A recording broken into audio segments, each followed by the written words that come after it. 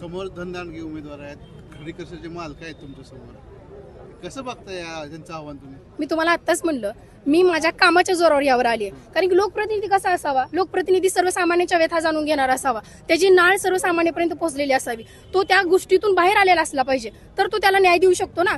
जो कोणी त्या गोष्टींना फेसच केलं नाही, माझं कुटुंब खूप सर्वसामान्य कुटुंबातून आहे, त्या गोष्टी मी फेस केल्यात, त्या कशासाठी भर देते मी, झडपीवर असो, पाण्यावर असो, रस्त्यावर असो, कारण की ह्या गोष्टी खूप काही ठिकाणी तर स्थळ सुद्धा येत नाही, त्या घराला रस्ता नसेल तर.